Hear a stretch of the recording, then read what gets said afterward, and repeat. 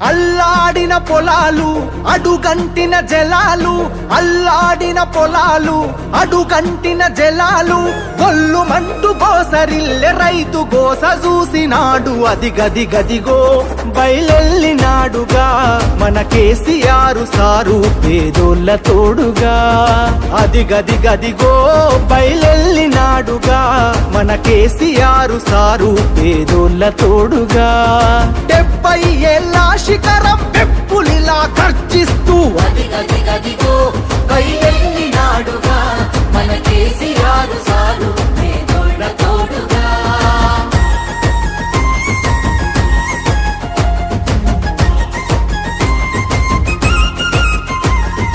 అమ్మ ప్రేమ తీరున 9 ఏళ్ల పాలన, జనం సల్లగున్నరు గులాబీ జెండ నీడనా.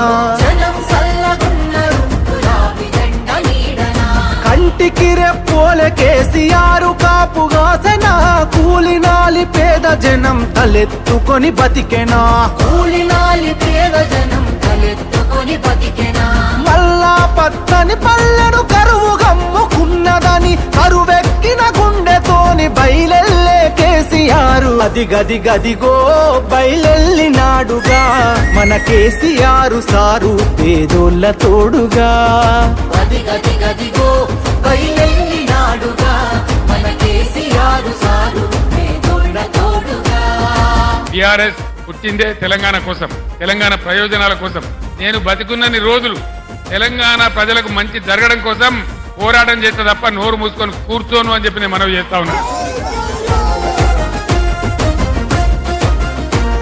ఈ మట్టి తల్లి చెర విముక్తి కొరకు జన్మనెత్తినోడు, కళ్ళ ముందే తల్లి తల్లడిల్లుతుంటే తట్టుకోడు. కళ్ళ ముందే తల్లి తల్లడిల్లుతుంటే తట్టుకోడు. తెలంగాణ కొరకు సారు తెగించి కొట్లాడినోడు, తెర్లు చేస్తానంటే పోరు చెయ్యకుండా ఊరుకోడు. తెర్లు చేస్తానంటే పోరు చెయ్యకుండా బస్సు బోల్తా పడితే ఆనాడు కాంగ్రెస్ ప్రభుత్వం ఉన్నప్పుడు బస్సు బోల్తా పడితే ఆ బస్సులో అనేక మంది పిల్లలు చనిపోతే ఆనాడు ఆదుకున్న నాయకుడు మన ఎక్కడైతే ఆ వాగు బ్రిడ్జి కూలిందో ఆ బ్రిడ్జి నిర్మాణం చేసింది కూడా టీఆర్ఎస్ ప్రభుత్వం. అలాగే తుంగారం రోడ్డు కానీ మిగతా రోడ్లన్నీ కూడా ఇవాళ టీఆర్ఎస్ ప్రభుత్వమే చేశామని చెప్పేసి చెప్పుకుంటూ సమయభావం ఇంకా జుల్లూరు పాలు కూడా సారి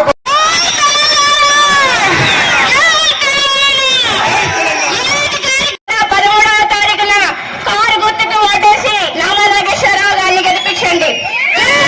నన్ను తీసుకుపోయి ఖమ్మం వార్డు నెంబర్ గెలిపిస్తే నీ ఖమ్మం గురించి ఆలోచిస్తారా, చండుగొండ గురించి ఆలోచిస్తా? మీరు చెప్పండి.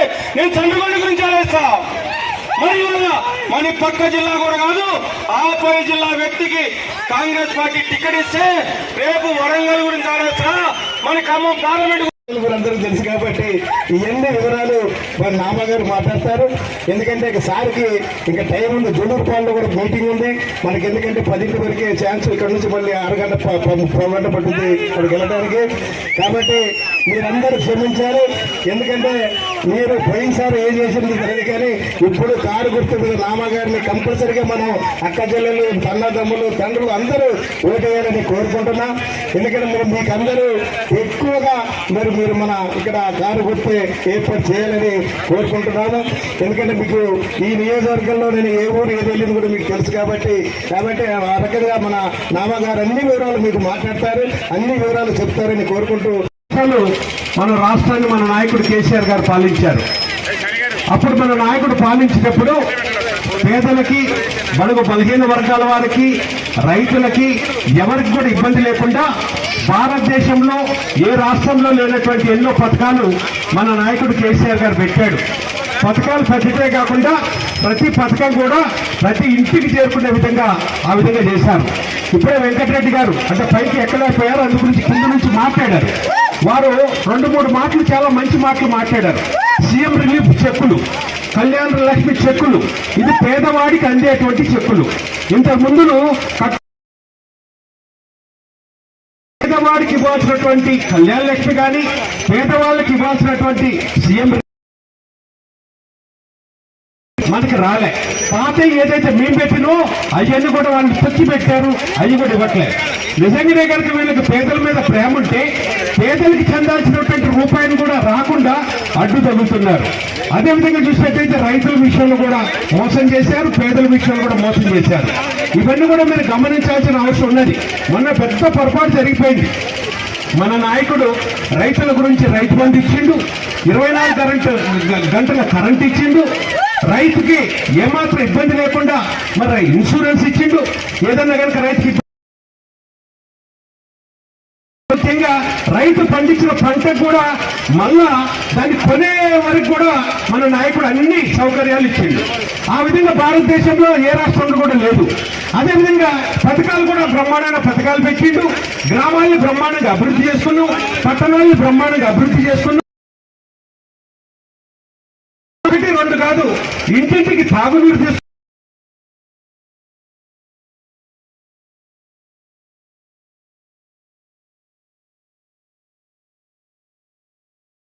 జరిగిందంటే ఈ కాంగ్రెస్ వాళ్ళు ఏం చేశారంటే ఒక అలిమి కానీ 6 గ్యారంటీలని 420 హామీలు ఇచ్చి ఇవన్నీ కూడా మీకు ఆ డేట్ కూడా సోదరుడు చెప్పినట్టుగా డిసెంబర్ 9వ తారీఖు వరకు మా ప్రభుత్వం ఏర్పడుతుంది.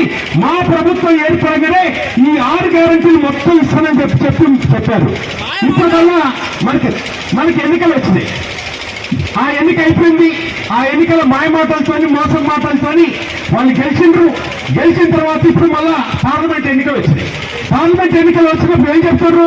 మేము ఇచ్చిన హామీలన్నీ అమలు చేసినాం, 6 గ్యారంటీలు అమలు చేసినాం అని చెప్పి మళ్ళా రెండోసారి అబద్ధం ఆడుతూ ఇలా పార్లమెంట్ ఎన్నికలకు మన దగ్గరకు వస్తాను.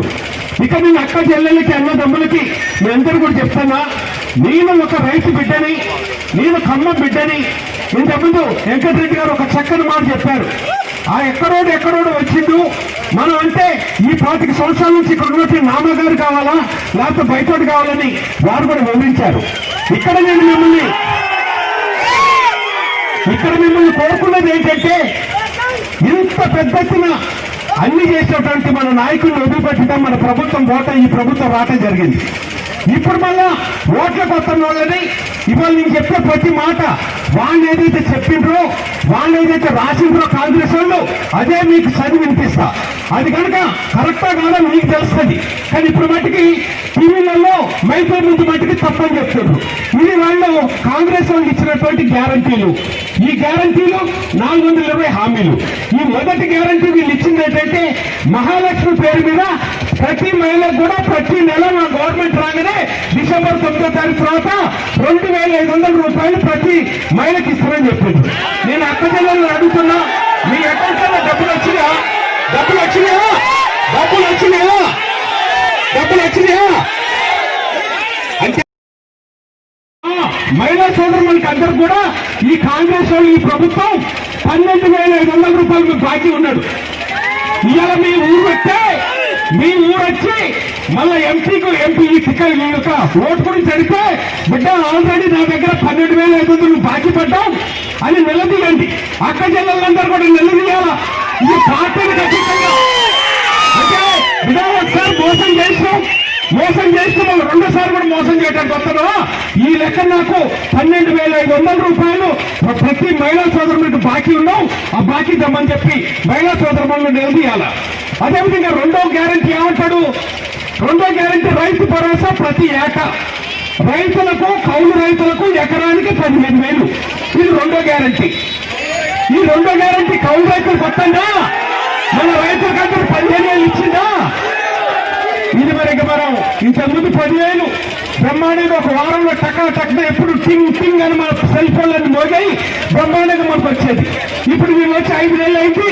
ఈ 5 నెలల్లో మనకి ఆ పాత బాకీలే రాలే, ఆ 10,000 రాలే. ఇక్కడ 15,000 వీళ్ళు రైతు సోదరులకు అందరూ కూడా చెప్తున్నా. మీ అందరూ కూడా రైతు సోదరులు, చిన్న సన్నకారు రైతులు, నేను రైతు బిడ్డను కాబట్టి రైతుకి ఎవడన్నా మోసం చేసే మట్టుకి నాకు చాలా బాధ అనిపిస్తుంది. అందుకని రైతాంగాన్ని పార్టీలకు అతీతంగా రైతాంగం అందరూ కూడా నేను చెప్పేది ఇది, ఆ 15,000 రూపాయలు మీ అకౌంట్ లో వచ్చినాయి. కానీ 15,000 రూపాయలు అకౌంట్ లో రాకుంటే ఈ కాంగ్రెస్ వాడిని ఊళ్ళోకి రానీకండి. ఊళ్ళోకి వచ్చే బిడ్డ నా 15,000 అకౌంట్లో వేసి ఆ 15,000 అకౌంట్లో వేసి అప్పుడు రమ్మని చెప్పి రైతులు కూడా నిలదీయాలి. తీసుకుందాం, ఎప్పుడు ఇస్తాడో ఏంటో చూద్దాం, అదొక గ్యారంటీ. ఇంకో గ్యారంటీ ఏంటంటే యువకులకు 5 లక్షల విద్యా భరోసా కార్డు. ఎవరన్నా వచ్చిందా యువతకి 5 లక్షల కార్డు వచ్చిందా? ఎవరికన్నా వచ్చి చెప్పండి. రాకుంటే మా యువత సత్తా ఏంటో బిడ్డ ఈసారి కాంగ్రెస్ వాడికి చూపెట్టాలి. ఈ యువత మీరందరూ కూడా తిరగబడండి, మీరందరూ కూడా తిరగబడాలి.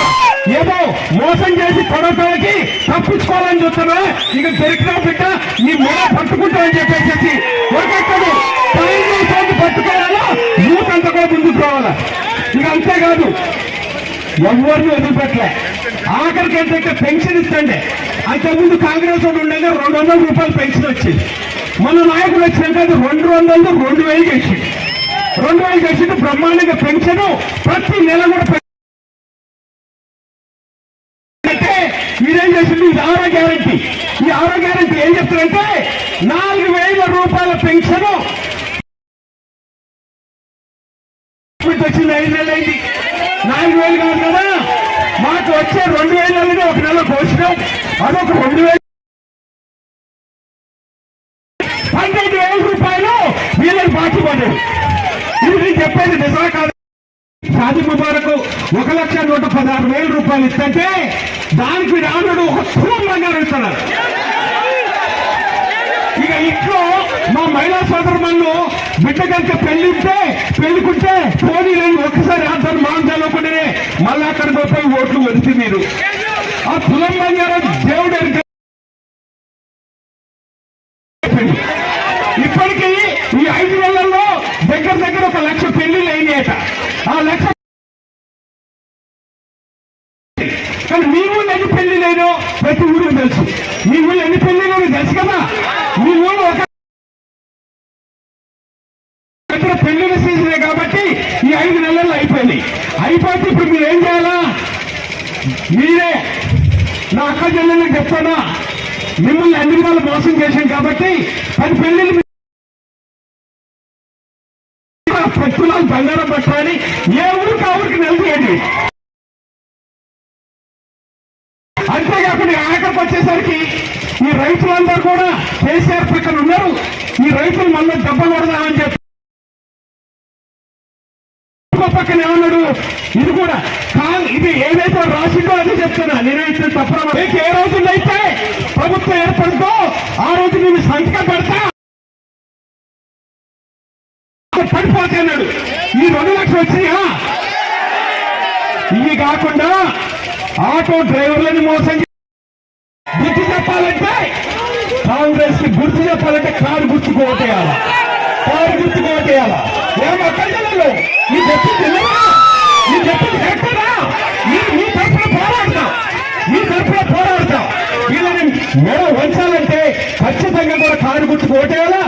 దాంతో పాటుగా మిమ్మల్ని కోరుకునేది ఏంటంటే ఇది పార్లమెంట్ ఎన్నికలు.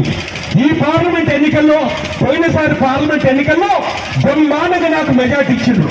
మామూలు మెజార్టీ కాదు. ఇంతవరకు స్వతంత్రం వచ్చిన తర్వాత ఖమ్మం జిల్లా నుంచి ఏ ఎంపీకి రాని మెజార్టీ నాకు ఖమ్మం జిల్లా ప్రజలు ఇచ్చారు. వాళ్ళందరూ శిరస్సు వంచి నమస్కారం. పార్టీ చూడలే. అప్పుడు ఏం చూశారంటే అది నామగారు 40 సంవత్సరాల నుంచి నీతి నిజాయితీగా పనిచేసిండు. ఎక్కడ ఈయన మన ఖమ్మం బిడ్డ, ఈయన మనం కాపాడుకోవాలని పార్టీలకు అతీతంగా కూడా పోయినసారి నాకు ఓట్లు అందరూ కూడా అదే కోరుకుంటున్నా. కులాలకి మతాలకు అతీతంగా పార్టీలకు అతీతంగా మీరు ఖమ్మం బిడ్డని మీరు సపోర్ట్ చేయాల్సిన అవసరం ఉన్నది. ఇవాళ నా మీద బయట నుంచి వచ్చి ఎన్నికల ముందు వాళ్ళ బొమ్మలు చూడండి. ఎవరన్నా తెలుసా? ఎక్కడన్నా ఏ ఊరిలో వచ్చి 10 మంది పలకరించిందా? ప్రశ్న పెట్టి నా ఖమ్మం జిల్లా అంటే నా కన్న తల్లి ఎంత ఇష్టం. అందుకనే కరువులో నీళ్ళ పెట్టుంటే నా ముత్తయ్య గారు ప్రశ్న పెట్టి నేను ట్యాంకర్లు ఇచ్చిన. అదేవిధంగా మీరు భద్రాచలం వరకు నా ముత్తయ్య గారు ట్రస్ట్ ద్వారా, ఎన్టీ రామారావు గారు ట్రస్ట్ ద్వారా సేవలు చేసిన. ఇక్కడ కూడా మీ దగ్గర ఒక ఇప్పుడే కేసీఆర్ గారు వచ్చిన తర్వాత విద్యా వైద్య బ్రహ్మాండం చేసింది. కానీ అంతకుముందు వైద్యం చాలా ఇబ్బంది ఉంటే ఎన్టీఆర్ గారు నామోత్తయ్య గారు ట్రస్ట్ ద్వారా మెడికల్ వ్యాన్ తిప్పిన. అంతేకాదు కరోనా వచ్చినప్పుడు మీ అందరినీ కూడా నాకు చేతనైనంత మిమ్మల్ని కాపాడుకున్నా. మహానాయకుడు ఎన్టీ రామారావు గారు ఆ రోజున బస్వతారక హాస్పిటల్ పెట్టిండు. క్యాన్సర్ బారిన పడి ఎవరిని ఇబ్బంది పడితే పేద ప్రజల గురించి ఆయన పెట్టిండు. అటువంటి బస్వతారక హాస్పిటల్లో మనకి నందమూరి బాలకృష్ణ గారు చైర్మన్ ఉంటే ఆ బోర్డులో నేను ఫస్ట్ మెంబర్ ఉన్నా. అదే చెప్పి వెంకటరెడ్డి గారు కూడా చెప్పిండు. పేదవారిని క్యాన్సర్ మీద బాధపడితే నా దగ్గరికి ఎవరు వచ్చినా కూడా వాళ్ళకి తక్కువ డబ్బుతోని మంచి వైద్యం తెచ్చి వాళ్ళని కూడా నేను కాపాడుకుంటున్నా. ఎందుకంటే ఇది నా ఖమ్మం జిల్లా, ఇది నా ఖమ్మం బిడ్డలు.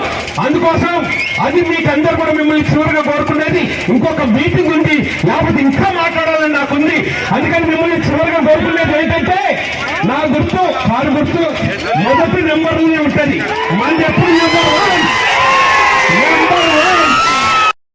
అంటే నెంబర్ 1 అంటే అన్నీ అయిపోయినట్టే, మీతో ఎంచిపోయినట్టే లెక్క. కారు గుర్తు పక్కన మన బటన్ ఉంటుంది. ఆ బటన్ నొక్కితే కుయ్యమనాల, అది కూడా చూపెడతా.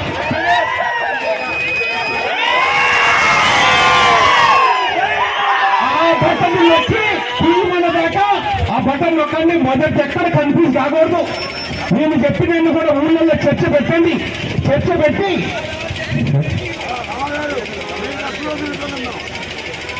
ఆటో వాళ్ళ బతుకులు కరెక్ట్ చెప్పాడు సోదరుడు. ఆటో వాళ్ళ బతుకులు కూడా బజార్లో పడే విధంగా చేశారు. ఆటో డ్రైవర్లు కూడా ఆదుకుంటాం.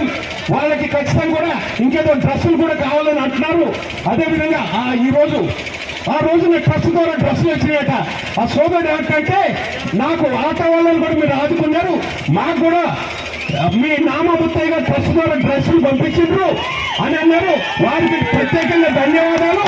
అదేవిధంగా ఆటో డ్రైవర్ల ఇబ్బంది కూడా చూసుకుంటా, పేదవాళ్ళ ఇబ్బంది కూడా చూసుకుంటా, కూలీల ఇబ్బంది కూడా చూసుకుంటా నన్ను గెలిపించి మళ్ళా మీరు పార్లమెంట్ పంపాలని కోరుకుంటూ నేను ఖమ్మం జిల్లా ప్రజల గొంతుగా